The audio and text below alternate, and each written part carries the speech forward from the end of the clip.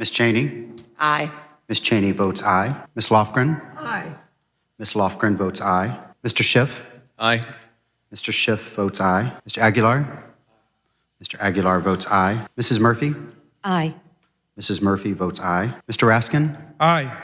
Mr. Raskin votes aye. Mrs. Luria? Aye. Mrs. Luria votes aye. Mr. Chairman, you are not recorded. And Chair votes aye. Mr. Kinzinger? Kinzinger votes aye. Mr. Kinzinger, aye. Mr. Chairman, on this vote, there are 9 ayes and 0 noes. The motion is agreed to. There's a little bit of bipartisanship going on in Congress. That is the January 6th committee, and they all voted, as you saw there, unanimously to hold, refer at least, is all they can do, Trump associates Dan Scavino and Peter Navarro to the Department of Justice for their contempt of Congress charges, as they're ignoring, or at least trying to skirt some responsibility with the subpoenas that they're getting. So let's go to some of the details of what it is that they've pushed forward or that they're looking to refer. So the panel's vote paves the way for the House to vote on whether they should each be referred to the Justice Department for a misdemeanor that carries up to a year in prison and fines of up to $100,000. So yes, it's going to the House next. The reason that they're getting this problem, Scavino and Navarro, is because they're doing that whole normal thing like ignoring subpoenas.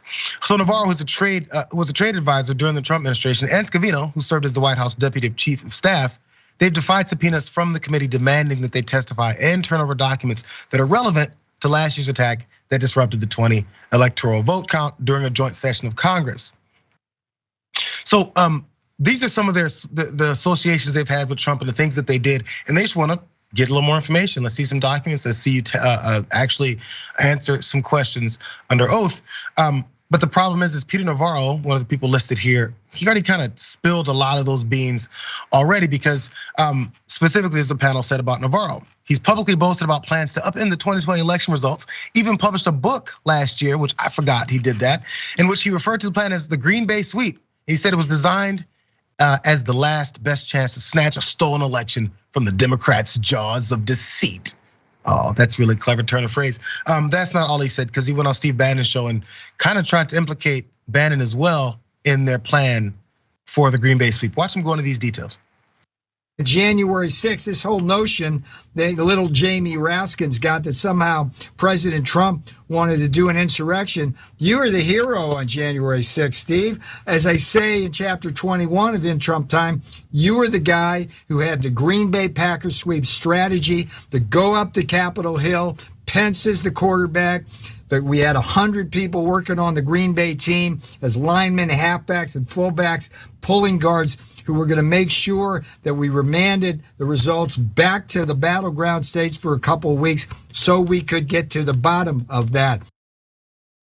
Makes you wonder why someone like Peter Navarro is openly and blatantly talking about the plan to overturn the election as if there was a legal and good idea. So really fast, Francesca, also not only was he pointing at Steve Bannon going, it's gonna be you too, right? You had that great idea on January 6th, you, Steve Bannon. He also implicated Trump a bit as well too. So Navarro has also said that Trump was, quote, on board with the strategy along with more than 100 members of Congress, and that's according to the committee's report. But he's looking to rely on some executive privilege calls that Trump keeps pushing, but those haven't worked out so far, Francesca.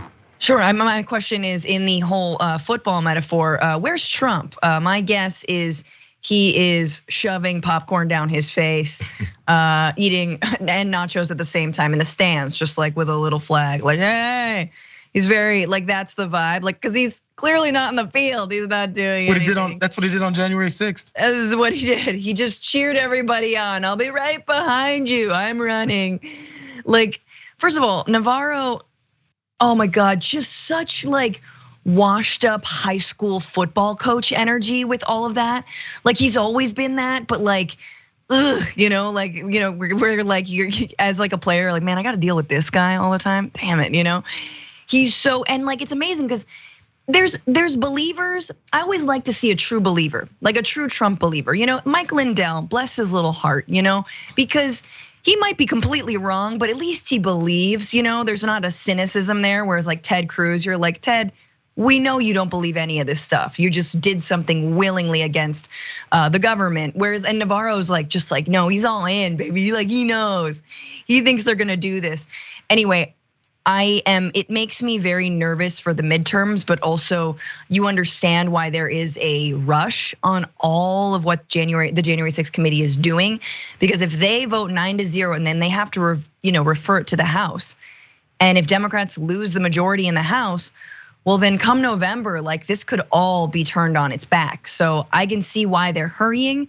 And yeah, man, charge him with $100,000 fine or put him in jail. I don't know. I would really like to see somebody in handcuffs. Yeah, I mean, I worry that even if they decide to refer, that of course those types of punishments won't fully come, or they'll find some other way to skirt around it. Because again, there seems to be this protectionism when it comes to these types of folks. Now, even though there was an appeals court in DC that also said yes, executive privilege, or said no. Executive privilege does not apply here when it comes to Navarro and Scavino looking to skirt the law. And also the Supreme Court allowed those records to also be put forward. So they have already received some of those records. And as we know, Clarence Thomas was completely against that.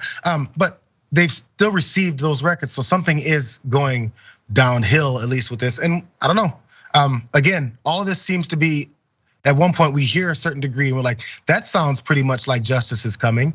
That sounds like they have lots of information. I wonder where this is gonna come. And you look up 2 months later and you go, wait a second. I remember thinking that was coming down the pike. Again, I don't know that the level of the process where who's could potentially hold this up or who could not see something that's there. It's coming, we'll see. But again, people like Peter Navarro that give away the game should probably realize there's not much executive privilege left. They should testify, just testify. Come on now, what are you doing? I heard before, if you've done nothing wrong, you've got nothing to hide. Yeah, that at one point from a bunch of folks.